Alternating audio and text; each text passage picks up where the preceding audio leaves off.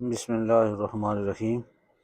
یہ important points ہیں۔ اس میں پہلا پوائنٹ ہے کہ کوئی ملک اس وقت تک غلام نہیں ہو سکتا جب تک اس کے اپنے لوگ غداری نہ کریں، کیونکہ اکیلا لوہا جنگل سے ایک لکڑی نہیں کاٹ سکتا جب تک لکڑی اس سے مل کر کلاڑی نہ بنے۔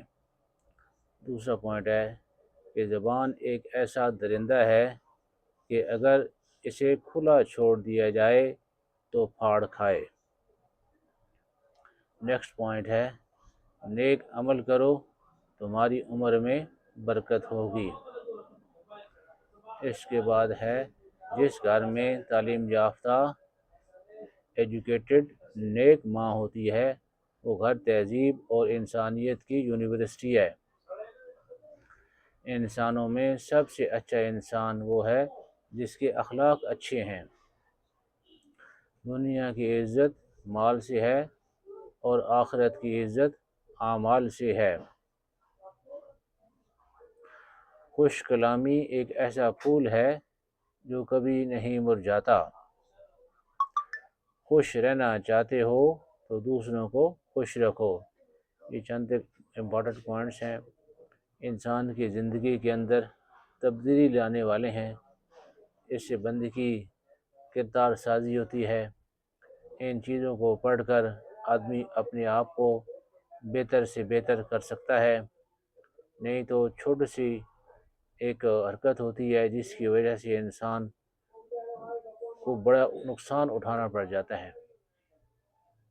ایک ایک پوائنٹ ہے، اس کی بہت بڑی حقیقت ہے، بہت بڑی اس کی گہرائی ہے کہ کوئی ملک اس وقت تک غلام نہیں ہو سکتا جب تک اس کے اپنے لوگ غداری نہ کریں، یعنی ملک عوام کے ساتھ ہے۔ عوام جو ہے نا وہ وفاداری کا ثبوت دے گی تو کوئی ان کو غلام نہیں بنا سکتا۔ اگلا پوائنٹ ہے کہ زبان ایک ایسا درندہ ہے کہ اگر اسے کھلا چھوڑ دیا جائے تو پھاڑ کھائے۔ یہ زبان کو ہم کنٹرول کریں تو فائدہ اٹھائیں گے۔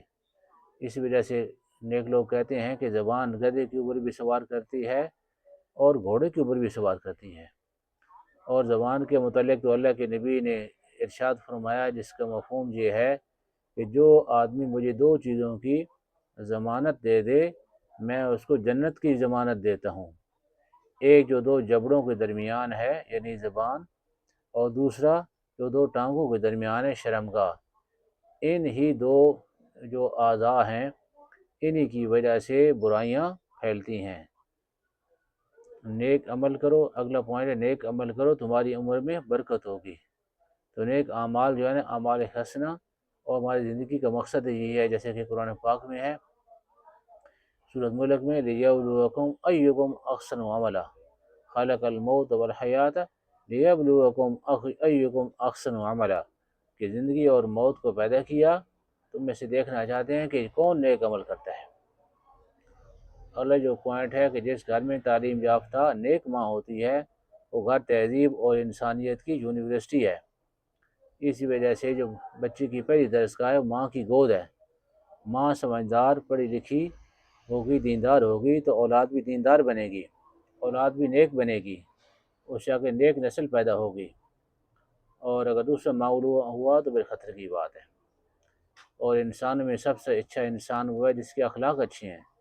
ایک دفعہ نبی پاک صلی اللہ علیہ وآلہ وسلم سے پوچھا گیا کہ یا رسول اللہ ایک آدمی ہے اس کی عبادت گزاری کی اخلاق بہت اچھے ہیں، فرمایا جنت میں جائے گا، اس کو مفہوم ہے۔